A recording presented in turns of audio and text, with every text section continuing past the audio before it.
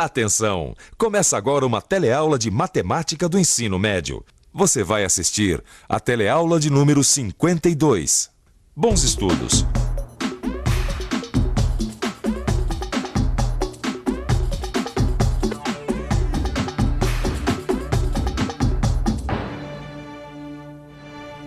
Olá! Nas 4 últimas teleaulas, a gente vem estudando análise combinatória, probabilidades, permutações, enfim, são novos conhecimentos que você aprendeu, todos envolvendo o conceito do princípio multiplicativo.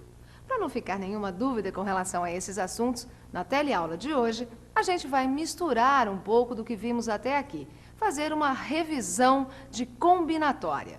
Vamos nessa! Na teleaula de hoje, você vai interpretar problemas de contagem, identificando as características que indicam como usaremos a combinatória. Você também vai utilizar as fórmulas de cálculo aprendidas e, por fim, vai ver como utilizar casos diferentes associados ao mesmo problema.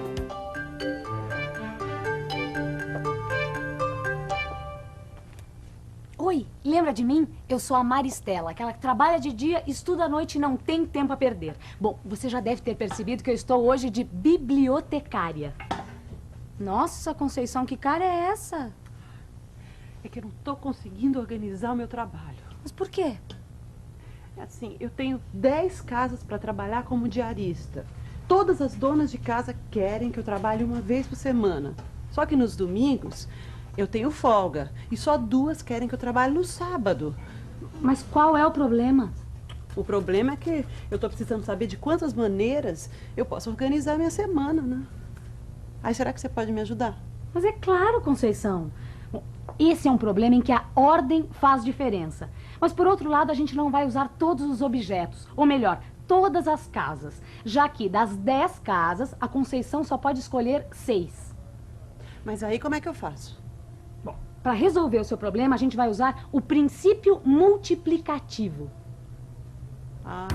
Veja, no sábado, a gente pode escolher uma entre 2 casas. Já de segunda a sexta, sobram 8 casas. E você pode se organizar de 6.720 maneiras. Logo, você tem 13.440 formas de organizar a semana. Nossa, tudo isso? Bom, então na primeira semana... Maristela. A chefona. Tchau. Tchau, Conceição. Pois não, dona Mirtes? Olha que beleza, acabaram de chegar 10 novos livros para a nossa biblioteca. São 3 livros diferentes de matemática, 4 diferentes de química e 3 de física, também diferentes. Que maravilha, dona Mirtes. Eu já vou arrumando na prateleira. Um minutinho. Antes, eu queria que você me respondesse uma coisa. De quantas formas é possível arrumar todos os livros em uma prateleira? E aí, o que fazer? Você tem 10 livros diferentes e deseja acomodá-los na prateleira de livros novos. De quantas formas esses livros podem ser arrumados? É difícil esse problema? Difícil nada. Com os conhecimentos que eu adquiri nas últimas teleaulas, fica fácil resolver. Olha como. Nesse problema, a gente usa todos os objetos, que são os 10 livros. Logo, trata-se de uma permutação de 10 objetos. Eu descubro o valor calculando o fatorial do número 10. Aí está. Há 3.628.800 maneiras de arrumar os livros na prateleira. Que é claro que a gente não vai usar. Mas o que é isso? Os livros que a senhora pediu para eu arrumar na prateleira, dona Mirtes. Mas, Maristela, nem parece que você é a minha melhor bibliotecária. Olha isso aqui. Física junto com química, matemática junto com física. Assim não dá. Os livros de cada matéria devem ficar juntos. Não podem ser colocados assim, misturados. Não me deixe essas prateleiras assim, por favor, hein? E me entregue por escrito de quantas formas é possível arrumar os livros por matéria. Pode deixar, dona Mirtes.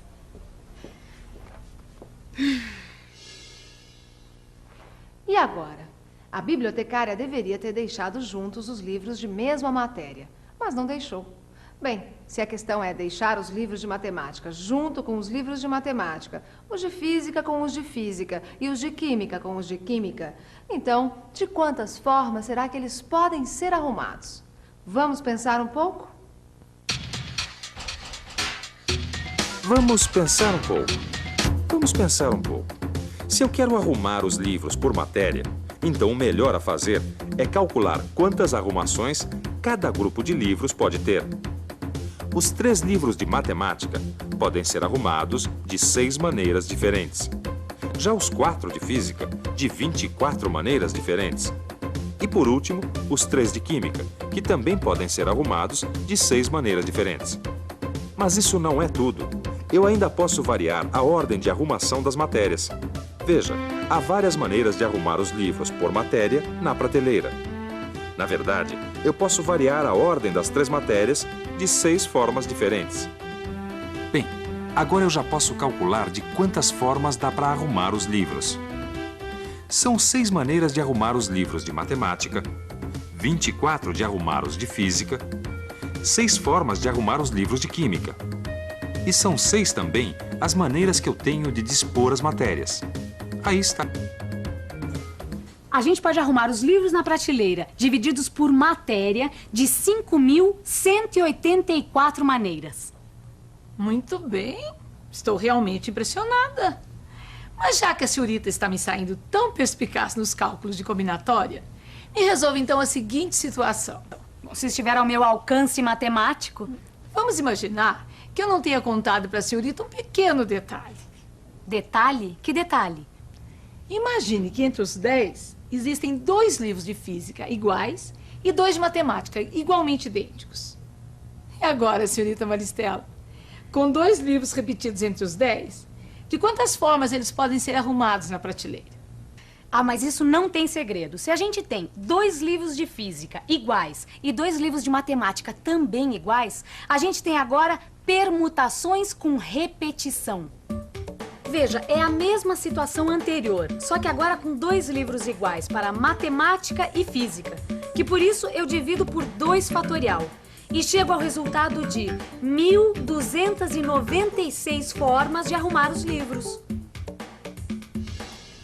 E aí, está dando para acompanhar essa tele-revisão de combinatória? Mas ainda tem mais. Vamos mudar completamente de situação. Da biblioteca, vamos para um ginásio de esportes. E aí, Vicente, descobriu? Descobriu o quê? Como o quê? De quantas maneiras nós podemos fazer a escalação do time? Ô, Vicente, você sabe que nós só vamos poder levar 12 jogadores para a partida, certo? Claro que eu sei. E desses 12, só 6 vão entrar inicialmente, não é isso? É. Tá certo. Bom, a questão é o seguinte, olha. Dos 12 jogadores, 10 são atacantes e 2 são levantadores, certo? Tá certo. E daí? De quantas maneiras eu posso escolher um levantador e 5 atacantes?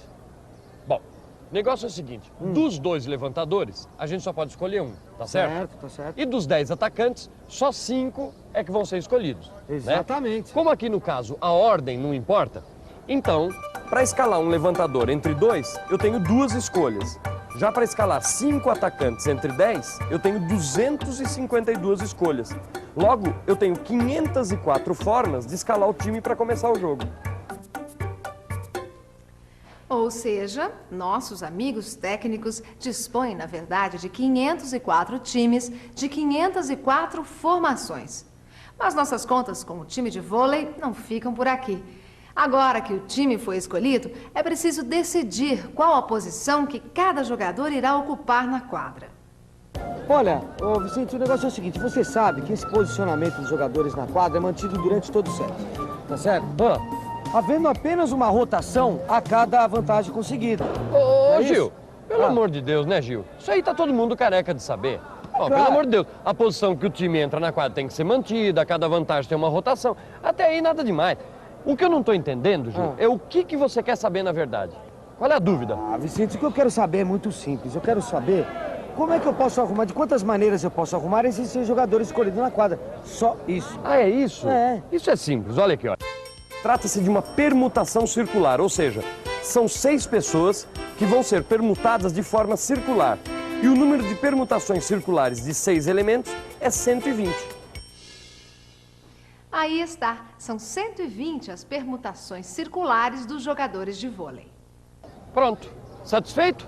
É, quase, né, Vicente? Como quase? Ainda tem um cálculo para resolver, não tem? Que cálculo? Olha, se a gente calculou que existem 504 formas de a gente escolher o time, Certo. mais 120 formas de arrumar o time na quadra, Certo. então... Então o quê?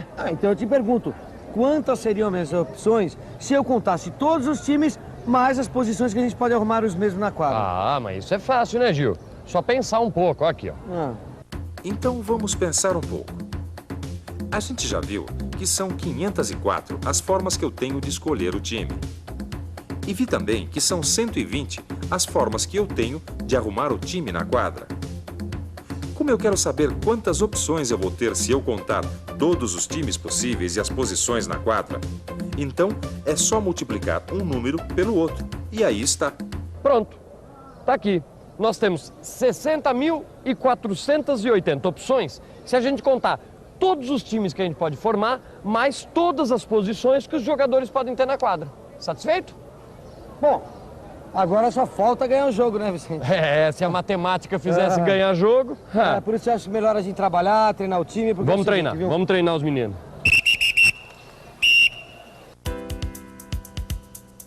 E atenção, se liga aí que é hora da revisão.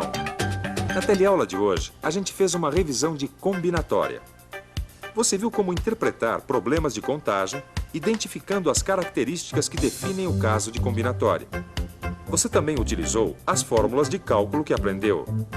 E, por fim, viu como utilizar casos diferentes associados ao mesmo problema.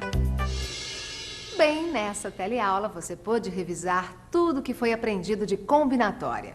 Essas revisões, você sabe, são muito importantes porque permitem que a gente possa avançar para outro assunto sem deixar dúvidas para trás. Portanto, não deixe essa oportunidade passar em branco. Veja em que pontos você ainda está tendo dificuldades, reveja o livro, faça os exercícios novamente, apague as dúvidas. Combinados? Então, até a próxima. Tchau.